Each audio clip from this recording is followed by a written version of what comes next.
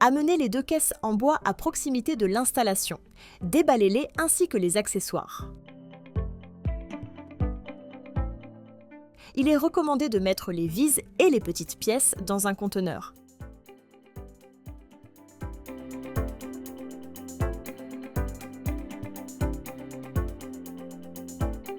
Laissez pour l'instant la tour d'entraînement et la plateforme sur la palette livrée. Vérifiez que la hauteur de levage sur le site correspond au plan. Ceci est nécessaire pour s'assurer que le montage aux dimensions indiquées sur le plan est possible. Contrôlez la surface au niveau des arrêts supérieurs et inférieurs. En cas d'irrégularité, compensez-les avec un matériau de calage approprié.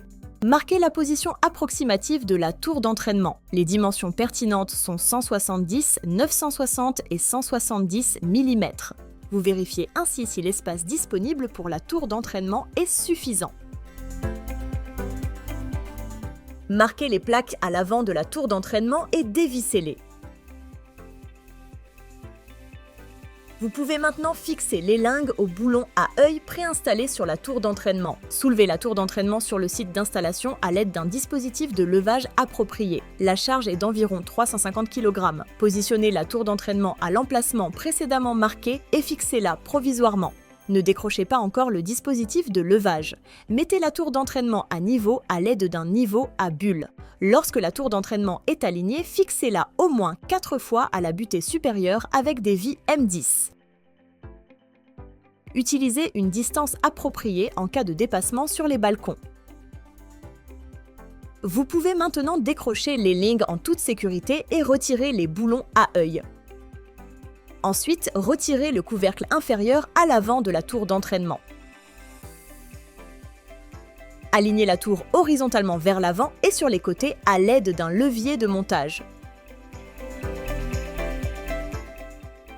Contrôlez à nouveau la hauteur de levage et la pente au niveau de l'arrêt supérieur. Si la tour d'entraînement est trop haute, il est possible de compenser par la plaque de dépassement ou de régler le cadre de porte vers le bas. Si la hauteur de levage est trop basse, corrigez cela en soulevant le cadre de porte. Fixez la plaque de dépassement avec les vis à tête fraisée M5 incluses dans la livraison. Il faut maintenant percer 4 trous pour fixer la tour à la fondation. Il y a 2 points de fixation à l'avant et 2 points de fixation à l'arrière.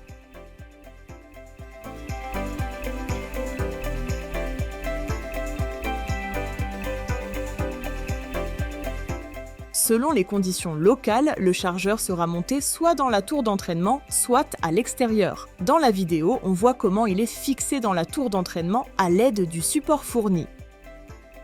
Branchez le chargeur et allumez l'interrupteur principal rouge situé sur le côté de l'unité de commande. Mettez également sous tension la ligne d'alimentation du chargeur. Le voyant du chargeur commence à s'allumer. Les batteries sont maintenant alimentées en courant et sont chargées en continu. Le chargeur l'indique par un voyant orange clignotant.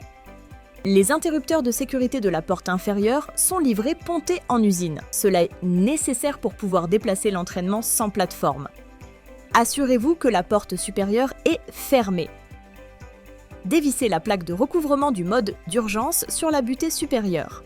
Activez le mode d'urgence en mettant l'interrupteur à bascule noire sur la position 2. Le bouton inférieur fait descendre le système d'entraînement, le bouton supérieur le fait monter. Cette étape est nécessaire pour régler la hauteur de levage appropriée lors du montage de la plateforme.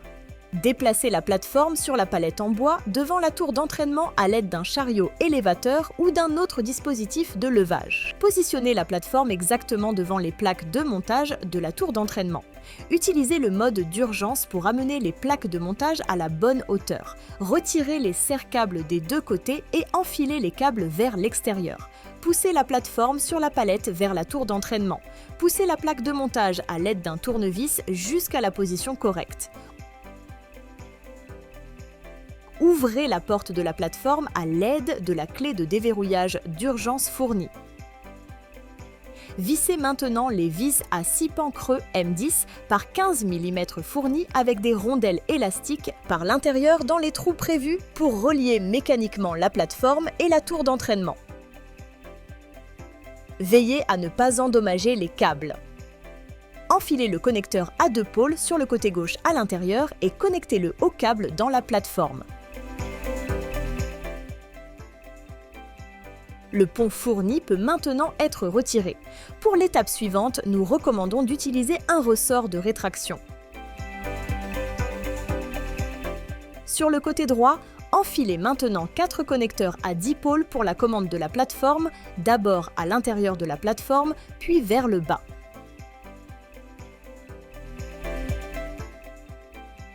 Le câble à 4 pôles doit également être enfilé vers l'intérieur et relié à une fiche séparée.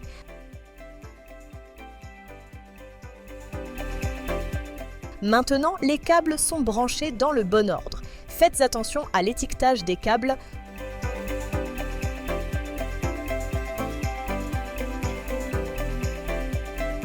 Posez les câbles de manière ordonnée et fixez-les avec des serre-câbles. Faites maintenant monter la plateforme à l'aide de l'interrupteur de mode d'urgence afin que la palette puisse être retirée. Le mode d'urgence peut ensuite être désactivé. À partir de ce moment, vous déplacez l'ascenseur à l'aide des éléments de commande dans la plateforme. Au début, la plateforme se déplace une fois, quel que soit le bouton sur lequel on appuie, vers la fin de course inférieure. Ceci est préprogrammé en usine. N'oubliez pas que les portes doivent toujours être fermées pour que l'ascenseur se mette en mouvement.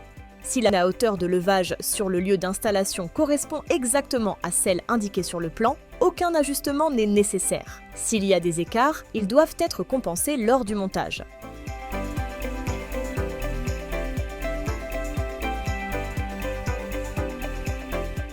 Il y a 2 possibilités de régler la hauteur de levage, avec des interrupteurs de fin de course en haut et en bas, ou avec un encodeur. Nous recommandons d'utiliser les interrupteurs de fin de course à cet effet. L'alternative avec l'encodeur est expliquée ci-dessous. Toutes les vis doivent être vissées de l'intérieur et se trouvent sur le côté droit vu d'en bas. Pour accéder à l'interrupteur de fin de course supérieur, vous devez d'abord desserrer les vis du cadre de la porte. Ensuite, retirer la plaque de recouvrement supérieur et la plaque latérale de la porte.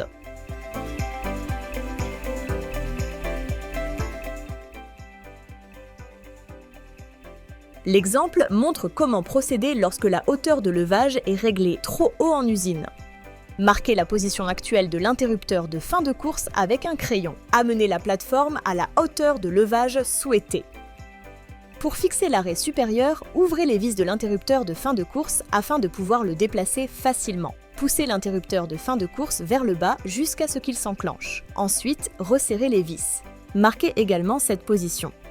Pour éviter les erreurs, ajustez également l'interrupteur de zone de porte. Pour estimer la distance nécessaire, utilisez les 2 marques que vous avez faites sur l'interrupteur de fin de course et déplacez l'interrupteur de zone de porte de manière identique. Attention, vérifiez que l'interrupteur de zone de porte est toujours désactivé avant l'interrupteur de fin de course.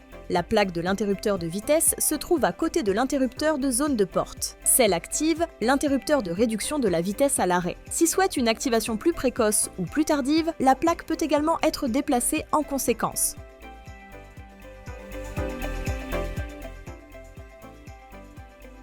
Pour finir, remettez tous les plaques en place et fixez le cadre de la porte.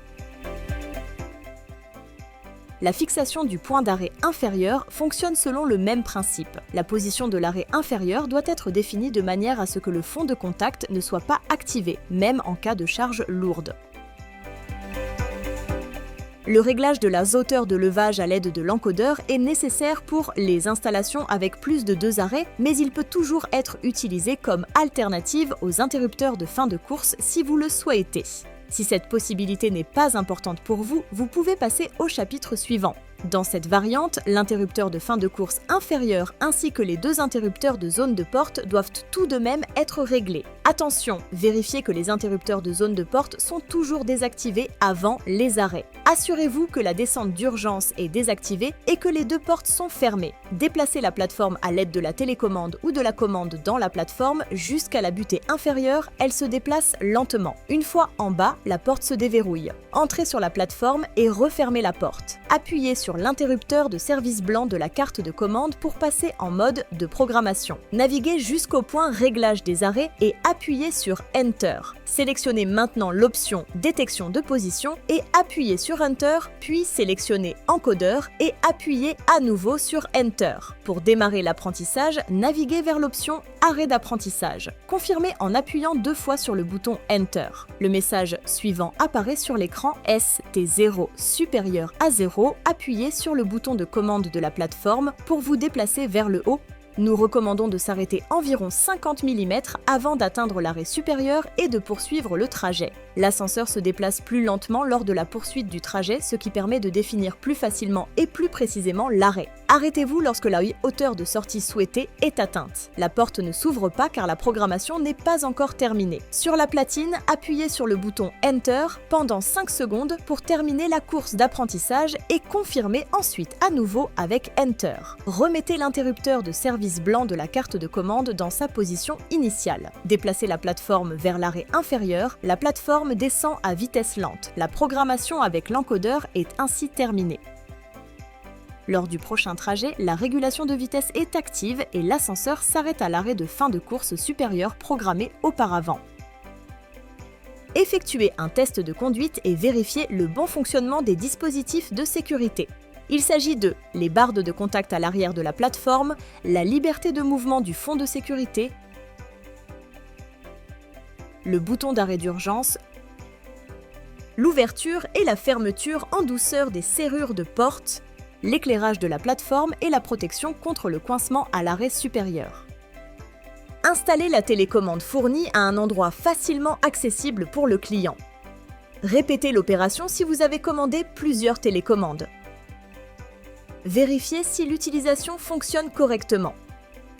Revissez la plaque de protection pour le mode d'urgence à l'arrêt supérieur. Installez les plaques avec les vis de sécurité sur les portes supérieures et inférieures. Continuez avec les plaques à l'intérieur de la plateforme. Maintenant, les plaques sont refixées à l'extérieur de la plateforme. Pour finir, revissez les plaques sur l'avant de la tour d'entraînement. Faites attention aux marquages effectués précédemment.